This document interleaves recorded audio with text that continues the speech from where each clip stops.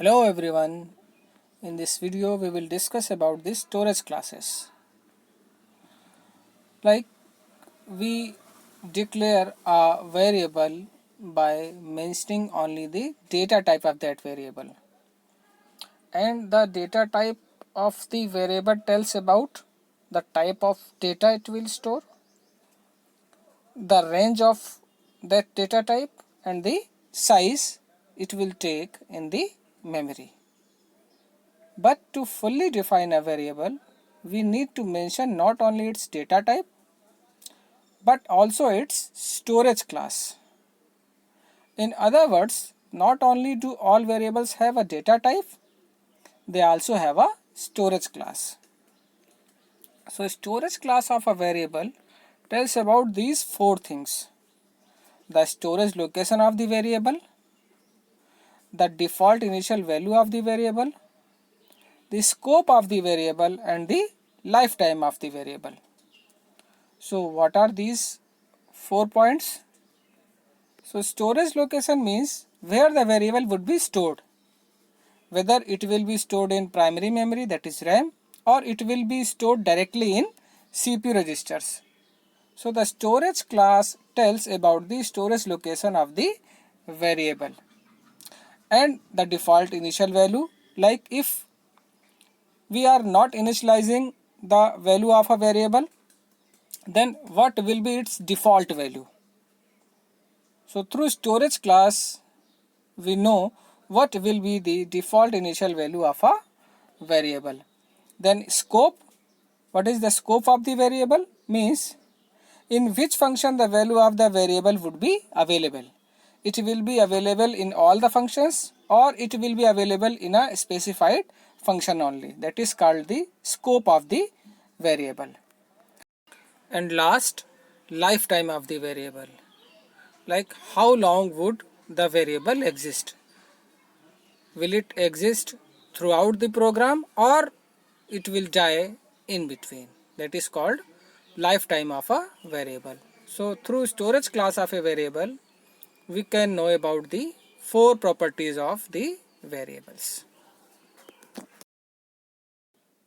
There are four storage classes in C: automatic storage class, static storage class, external storage class, and register storage class. The keywords of these storage classes are auto, static, extern, and register. Now let's understand the automatic storage class. So an automatic variable are declared inside a function in which they are to be used. That means the variables which are automatic variables will be declared inside the body of the function, and they are local to that function. They can be declared using a keyword auto. So we will declare like auto int number. So the storage class of this variable number will be automatic. This auto is a keyword. These variables are created when the function is called and destroyed automatically when the function is exited. That means until the function is not called, they are not in existence. They created when the function is called, and as soon as the function is exited, they are destroyed automatically. This is why this storage class is called automatic storage class. And since these variables are declared inside a function, they are local to that function only. They are not available outside that function. And if we do not mention the storage class of a variable of any function, then its storage class will be automatic by default. That means the variables declared inside a function, if we do not mention its storage class, will be of automatic storage class by default. These variables are stored in memory, that is RAM. So the storage location of these variables is RAM, and the default initial value of automatic variable is garbage value. That means if we will not initialize any automatic variable, it will have any random value or garbage value. The scope of these variables is local to the function. That means the function in which they are declared. They are not available outside the function. Since they are declared inside the function body, so they are limited, their access is limited to that function only. And the lifetime of these variables is equal to the duration in which the function is active. So the life of these variable starts when the function is called and end when the function is exited. To understand the features of automatic storage class, let's study this example. Here you see I am using a function 1, in which I am declaring a variable m here, and here in main another variable m is also used. So you see, since I am not mentioning the storage class of these variables, so the default storage class of these variables will be automatic. And it says the scope of automatic variables is limited. That means this variable m is available inside main only, and this variable m is available inside this function 1 only. So when we will execute this program, this will be printed.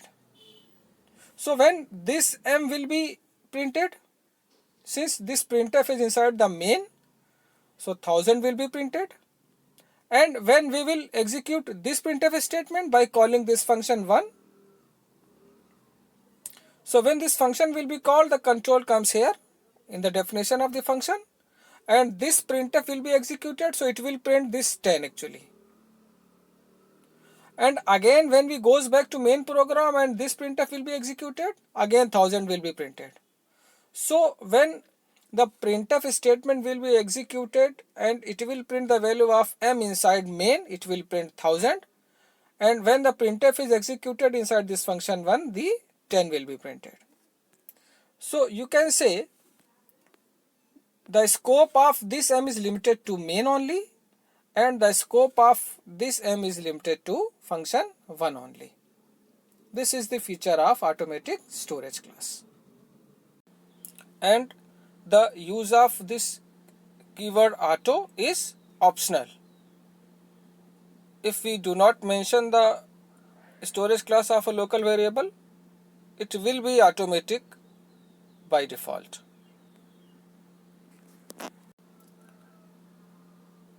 Now let's understand this example.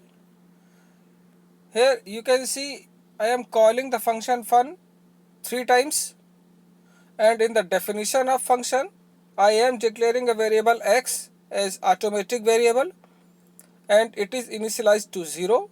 Then x is incremented and the value of x is printed. So what happens when the function is called first time, the variable x is created, and after printing the value of x, it will be destroyed. So when the next function call will be there, it will be created again. So again the value of x will be printed as 1 only, and when it will come out of the loop, it will be destroyed again. So the when third function call will be there, this variable will be created again. So the output of this program will be x is equal to 1 in each function call. That means every time the function is called, this variable x is created, and we come out of the loop, it is destroyed. Now the features of static storage class. Just like automatic storage class, these variables stored in memory, but the default initial value of a static variable is 0 actually. So if we do not initialize static variables, they will contain 0 by default. And just like the scope of automatic variable, the scope of static variable will also be limited to the function in which they are declared. That means scope is local. But the lifetime of these variables, static variables don't disappear when the function is no longer active. It means they are created when function is called, but they do not disappear when we come out of the function. Their values persist. And here is the same program which we have discussed while we were discussing about automatic storage class, with only one difference, that now x is here static variable. So when very first time this function will be called, the variable x will be created. It will be initialized to 0. The value of x will be incremented and the value of x will be printed as x is equal to 1. But when we will come out of this function, the value of x will not disappear. It means the value of x will remain there. So when there will be next function call, this statement will not be executed. That means the value of x will not initialized again. It means when x is equal to x plus 1 will be executed, the value of x will become 2. So when this printf will be executed, x is equal to 2 will be printed. And in the third function call, x is equal to 3 will be printed. So the output of this program will be this: x is equal to 1 in first function call, x is equal to 2 in second function call, and x is equal to 3 in third function call. So it means the value of static variables persists until the end of the program, and static variables are initialized only once, when the program is compiled. It means when we compile the program, very first time they will be initialized, but in subsequent function calls they will not initialized again. So if x is a static variable, it does not destroy when function exited. It retains its value. So if we choose x as automatic variable, the output will be x1, x1, x1. That means each time function is called, they are created, the x is created, and when function exited, the x destroyed. But the variable x, when declared as static, it retains its value. And in the same function, we may declare some variable as static, some variable as automatic. So when we will run this program, we will get this output. Since the x is static variable, each time when x is incremented, it will use its previous value. While in case of y, which is automatic variable, it will be initialized from 0 when every time function is called.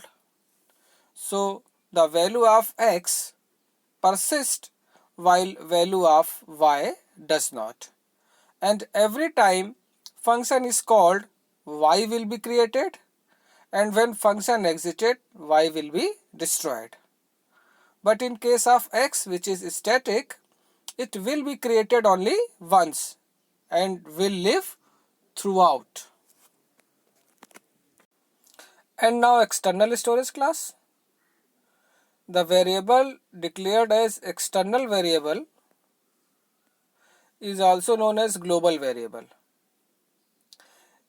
They are not declared inside any function definition. The external variables are declared outside of all the functions, and they are available to all the functions in the program. The scope of these variables is not limited. The scope of these variables is global actually.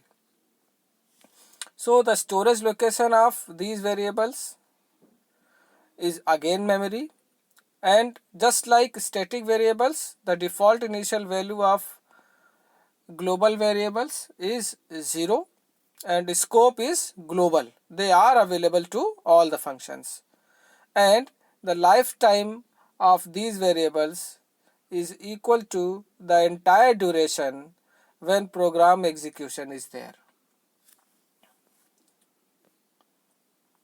So the scope of external variable is global, not local.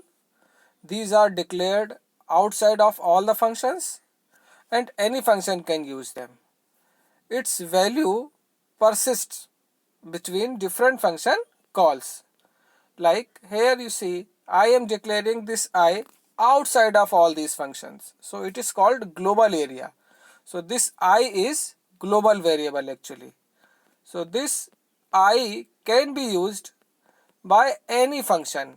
It can be used in main function, it can be used in fun function, it can be used in fun2 function. This is why these variables are called global variables.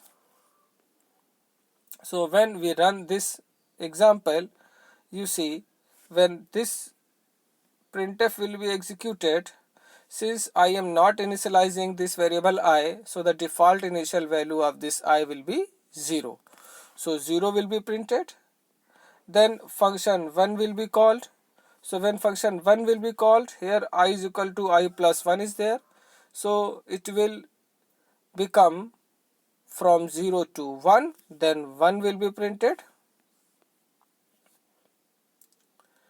Then again there is a function call of this fun1. So now this will increment the last value of I, that is 1. So the next printf will print I as 2. When we are calling this printf again here, so this 2 will be printed now, since the latest value of I is 2. And when fun2 will be called, this 2 minus 1 will be done. So again when this printf will be executed, 1 will be printed. When again this fun2 will be called, so it will decrement the last value, which is 1. So the next value of I will be 0. And when again we print this value I in main, so the last value, which is 0, the 0 will be printed. You see, any function can use this variable and can change its value as well. And in next function call, the last value will be used. So once a variable has been declared as global, any function can use it and change its value. The subsequent functions can then refer only that new value only. And where is global area? The area outside of all the functions. So the area before the main function, the area after the main and before this function 1, the area in between these two functions definitions, the area at the end of this function. So the global area is the area which is not inside the definition of any function. Outside of all the definitions is known as global area. So this variable I can be declared here. This can also be declared here. This can also be declared here, and this can be declared at the end of all the definitions also. All these area is known as global area. Now you see in this example, I am declaring this variable I at the end of all the function definitions. But we are using this I here. That means we are using this I before its declaration. So in this case, compiler will issue an error message. Like we are using the I here, and since the declaration of this I is after the using it, so compiler will generate an error like this symbol I is undefined. So what is the way out? So either we can declare this variable before using it. That means we can declare this I here before the definition of all the functions. Or what we can do, we can declare this I with the storage class extend in all the function definitions. Like what we can do, we can write extend int I here before using it. So the keyword extern will tell the compiler that this variable I we are going to use in this function, but it does not belong to this function. It is an external variable. So when we declare a global variable after using it, this external declaration is must. But if we use this variable I before using it, then this declaration is not compulsory. This declaration is optional. And note that this declaration using extern keyword does not allocate any storage space for variables.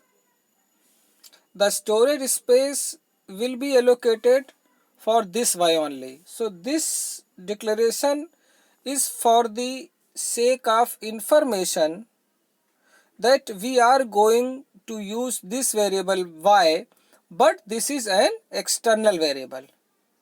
So this declaration does not allocate storage space for variables. There is only one copy of variable y, not these multiple copies. So these are all the features of external variables. And the last one is register storage class. Register variables are same as automatic variables except the storage location. These variables get its space in CPU's register directly. They can be declared using register keyword. Since register access are much faster than a memory, variables in the register lead to faster execution of program. But since the size of CPU's register is limited, so we can declare only few variables as register variables. So the variables which we want to use very frequently, we can use them as register variables. So here is the summary of all the storage classes: automatic, static, external and register, all the storage locations, default values, scope and lifetime of the variable. Hope now you are able to understand the concept of storage classes and the concept is clear to you. So if you have any doubt, you can write them into comment box.